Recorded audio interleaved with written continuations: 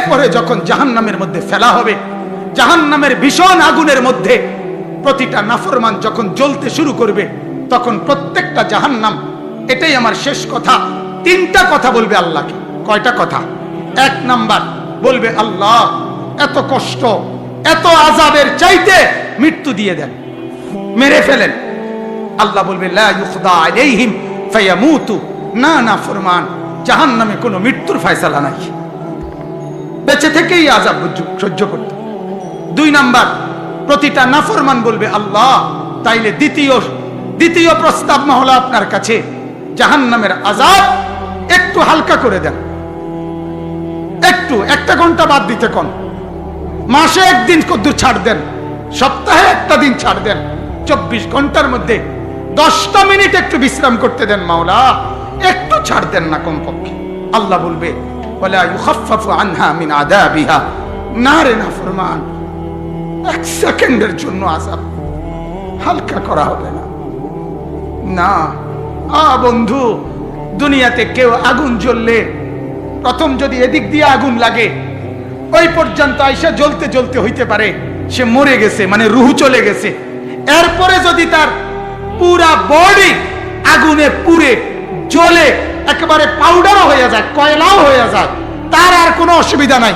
প্রথমে কদ্দুরের বেলায় শুধু লাফাইছিল, যখন মরে গেছে এবার জ্বলে ছাই হইছে, কোনো টের পাইছে না।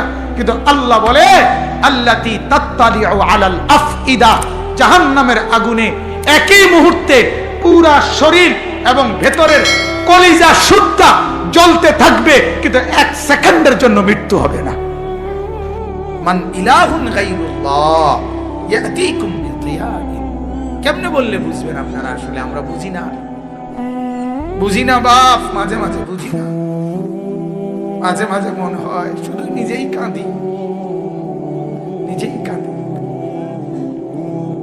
এছাড়া আর কি করার আছে? চোখের পানি ছাড়া আর কি করার আছে? আপনারা এইখানেও যারা বসছেন, এই যত মাসুম, মাশাআল্লাহ সুন্দর করে বসছেন। কেমন সুন্দর হবে যদি জান্নাতে এরকম একত্রে বসা যায়, কল্পনা করেন। এই কপাল যদি সেজদা না থাকে কিভাবে যাবে? আল্লাহকে নারাজ করে জান্নাতে কেমনে যাবেন বাবা?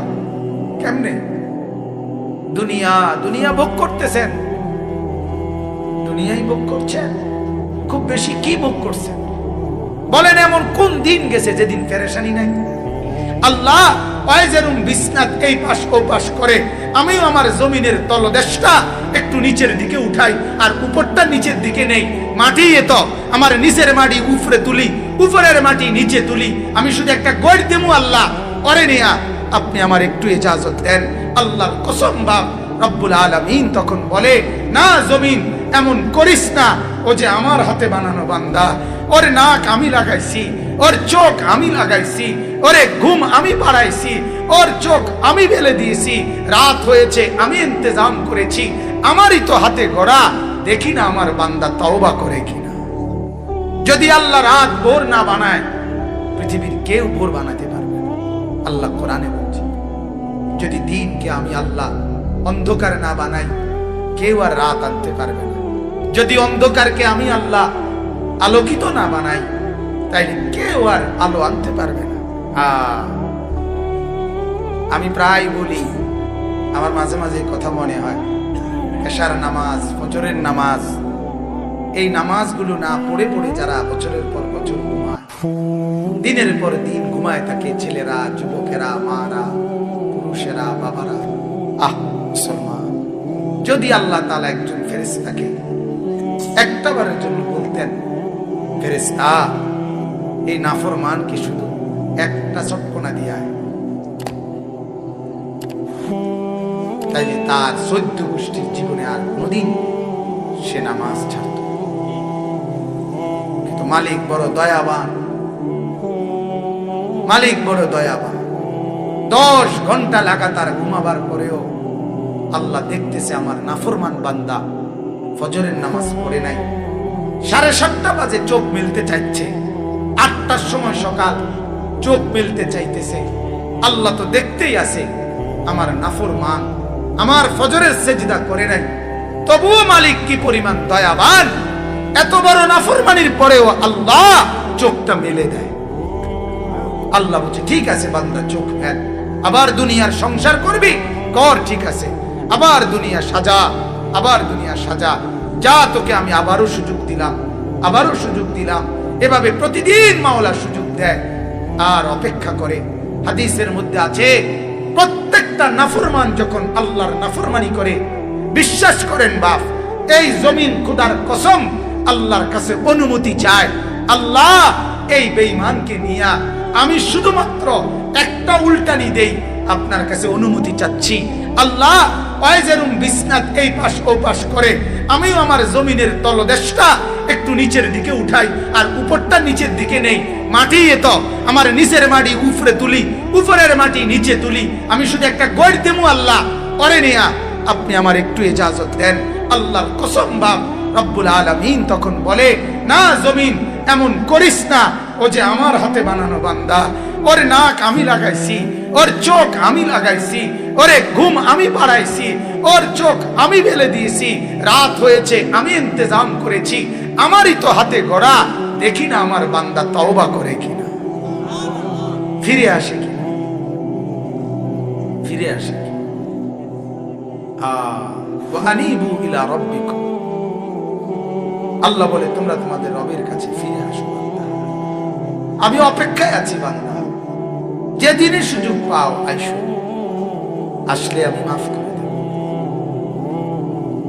এক নাফরমান সন্তান তার মা আর বাপ থেকে যদি আলাদা হয়ে যায়, 2 বছর 4 বছর পরে চোখের পানি ছেড়ে মা আর বাবার সামনে এসে যদি মাফ চায়, হাদিসের বক্তব্য দ্বারা বোঝা যায় ওই মা আর বাপ সন্তানের চোখের পানি দেখেও মাফ করতে যদ্দূর দেরি না করবে, খোদার কসম রব্বুল আলামিন তার নাফরমান বান্দার চোখের পানি দেখলে মা আর বাবারও কোটি দিন আগে, কোটি সময় আগে আল্লাহ মাফ করে দিবে।